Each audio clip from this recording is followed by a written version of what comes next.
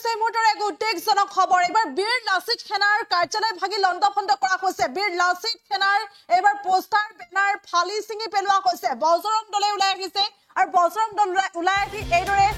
বীৰ লাচিত সেনাৰ কাৰ্যালয় ভাগি লণ্ডভণ্ড কৰা দৃশ্য এইদৰে কেমেৰাত বন্দী হৈছে আমি দৃশ্য দেখুৱাই গৈছো আৰু এইদৰে পৰিস্থিতি অতি বিষম হৈ পৰিছে বীৰ লাচিত সেনাৰ নলবাৰীৰ মুখ্য কাৰ্যালয়ৰ বেনাৰ পোষ্টাৰ ফালি ছিঙি পেলাইছে বজৰং দলে আপোনালোকে কৈছো বীৰ লাচিত সেনাৰ নলবাৰীৰ মুখ্য কাৰ্যালয় আৰু এইদৰে বীৰ লাচিত সেনাৰ মুখ্য কাৰ্যালয়ত এইসকল লোক অৰ্থাৎ বজৰং দল গৈ উপস্থিত হৈছে আৰু এইদৰে বজৰং দল গৈ উপস্থিত হৈ বেনাৰ পোষ্টাৰ ফালি পেলোৱা দেখিবলৈ পোৱা গৈছে বীৰ লাচিত সেনাৰ বেনাৰ ফালি ছিঙি পেলাইছে বজৰং দলে বিশ্ব হিন্দু পৰিষদ বজৰং দলে এইদৰে বেনাৰ পোষ্টাৰ ফালি পেলোৱাক লৈ তীব্ৰ প্ৰতিক্ৰিয়াৰ সৃষ্টি হৈছে বীৰ লাচিত সেনাৰ নলবাৰী মুখ্য কাৰ্যালয় লণ্ডভণ্ড কৰিছে বুলি জানিব পৰা গৈছে আৰু শেহতীয়াকৈ বীৰ লাচিত সেনাৰ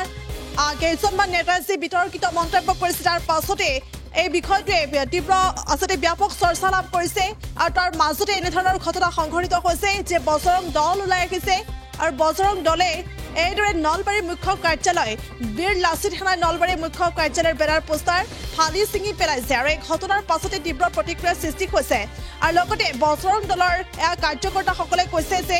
লাচিতৰ নাম লৈ বীৰ লাচিত সেনাই যিকোনো কাম কৰি ৰাখিছিল কিন্তু এতিয়া সেই কামবোৰ সহ্য কৰা নহব আৰু সমান্তৰালকৈ উল্লেখ কৰিব লাগিব পাপু অসম নামৰ এজনে নলবাৰীৰ লাচিত সেনাৰ তথাকথিত নেতা পাপু অসম নামৰ এজনে ইতিমধ্যে নয়ন তালুকদাৰ নামৰ এজনক অৰ্থাৎ হিন্দু পৰিষদ বজৰং দলৰ সংযোজক নয়ন তালুকদাৰক ধমকি দি ৰাখিছিল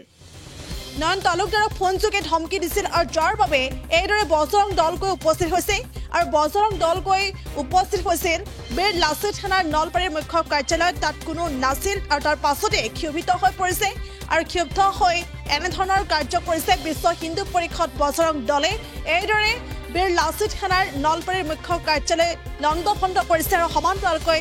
বেনাৰ পোষ্টাৰ ফালি পেলোৱা দৃশ্য এইদৰে কেমেৰাত বন্দী হৈছে আৰু এইদৰে আচলতে প্ৰত্যাহ্বান জনাইছে আৰু যদি প্ৰত্যাহ্বান জনাইছে বজৰং দলে প্ৰত্যাহ্বান জনাইছে সন্মুখলৈ আহিবলৈ প্ৰত্যাহ্বান জনাইছে বীৰ লাচিত সেনা পাপু অসমক আৰু পাপু অসমে নয়ন তালুকদাৰক বজৰং দলৰ সংযোজক নয়ন তালুকদাৰক ফোনযোগে ধমকি দি ৰাখিছিল আৰু সেই তাৰ বাবে এইদৰে উপস্থিত হৈছিল বজৰং দল আৰু বজৰং দল গৈ কাৰ্যালয়ত উপস্থিত হৈছিল কিন্তু কোনো নাছিল বুলি ইতিমধ্যে সেই কথা উল্লেখ কৰিছে আৰু লগতে এই ঘটনাৰ পাছতে এতিয়া তীব্ৰ প্ৰতিক্ৰিয়াৰ সৃষ্টি হৈছে আৰু বীৰ লাচিত সেনা শেহতীয়াকৈ এতিয়া চৰ্চাত আছে কিয়নো ইতিমধ্যে বীৰ লাচিত সেনাৰ নেতা বিকাশ অসমেও ইতিমধ্যে অসমৰ আই মাতৃক অপমানসূচক মন্তব্য কৰিছিল আৰু পৰৱৰ্তী সময়ত আচলতে প্ৰয়োজন হ'লে বীৰ লাচিত সেনা যিটো আচলতে সংগঠন সেই সংগঠনটো বেন হৈ যাব পাৰে কালিৰ দিনটোত মুখ্যমন্ত্ৰীগৰাকীয়েও ডাঙৰ মন্তব্য কৰিছিল আৰু লগতে যি বিকাশ অসম নামৰ যিগৰাকী নেতা আছিল বীৰ লাচিত সেনাৰ সেই বিকাশ অসমকো ইতিমধ্যে পলাতক অৱস্থাত আছে আৰু সেই কঠোৰ ব্যৱস্থা গ্ৰহণ কৰিবলৈ আৰক্ষীয়ে নিৰ্দেশ দিছিল আৰু তেনেকুৱা সময়তে এক খবৰ আহি পৰিছে নলবাৰীৰ মুখ্য কাৰ্যালয় আৰু নলবাৰীৰ মুখ্য কাৰ্যালয়ত এইদৰে বীৰ লাচিত সেনাৰ মুখ্য কাৰ্যালয়ত বজৰং দলৰ এইসকল কাৰ্যকৰ্তা এইসকল লোক গৈ উপস্থিত হৈছে আৰু এইদৰে নলবাৰীৰ মুখ্য কাৰ্যালয় লণ্ডভণ্ড কৰা দেখিবলৈ পোৱা গৈছে বেনাৰ পোষ্টাৰ পৰ্যন্ত ফালি পেলাইছে আৰু একমাত্ৰ এটাই কাৰণ যে নয়ন তালুকদাৰ হৈছে বিশ্ব হিন্দু পৰিষদৰ বজৰং দলৰ সংযোজক আৰু নয়ন তালুকদাৰে সামাজিক মাধ্যমত কিছু কথা লিখিছিল আৰু তাৰ পাছতে পাপু অসম নামৰ নলবাৰীৰ লাচিত সেনাৰ তথাকথিত এজন নেতা পাপু অসম আৰু পাপু অসমে ফোনযোগে ধমকি দি আহিছিল আৰু তাৰ পাছতে এই বজৰং দল ওলাই আহিছিল আৰু এইদৰে বীৰ লাচিত সেনাৰ নলবাৰীৰ মুখ্য কাৰ্যালয়লৈ আহিছিল কিন্তু কোনো নথকাত এইদৰে ক্ষোভিত হৈ পৰিছে আৰু এইদৰে বীৰ লাচিত সেনাৰ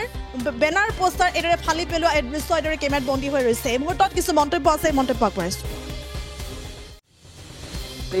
বীৰ লাচিত সেনাৰ আমাৰ নলবাৰী জিলাৰে কিবা দায়িত্বত আছে তেখেত কি দায়িত্বত আছে আমি নাজানো তেখেতৰ নামটো পাপু অসম বুলি আমি গম পাইছোঁ আৰু আমাৰ বিশ্ব হিন্দু পৰিষদ বজৰং দলৰ আমাৰ সন্মানীয় সংযোজক নয়ন তালুকদাৰক তেখেতে ফোনযোগে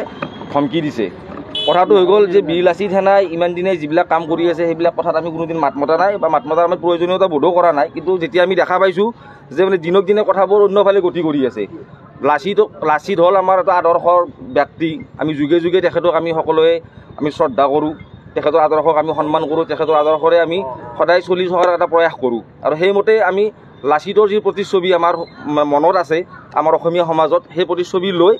আমি লাচিতক আমি সকলোৱে আমি মানে লাচিত দিৱস আমি পালন কৰোঁ বা লাচিতক আমি এটা শ্ৰদ্ধা ভক্তি কৰোঁ। কিন্তু আমি যিটো দেখিছোঁ যে এতিয়া লাচিতৰ নাম লৈ মানে এই সংগঠনটোৱে মানে যিকোনো কাম কৰি আছে, আমি সেইখিনি কথা আমি সকলোৱে গম পাইছোঁ। আৰু সেইখিনি কথাৰ কাৰণে আমাৰ সংযোজকে তেখেতে ব্যক্তিগতভাৱে সংগঠনৰ কোনো নাম নোলোৱাকৈ তেখেতে ব্যক্তিগতভাৱে এটা মানে ফেচবুকত এটা মানে সামাজিক মাধ্যমত কিবা এটা তেখেতে মনৰ ভাৱ ব্যক্ত কৰিছিল। আৰু সেই কথাটো লৈ লাচিত সেনাৰ নলবাৰী জিলাৰ এই পাপু অসম বুলি যিটো তথাকথিত নেতা আছে, সেই নেতাজনে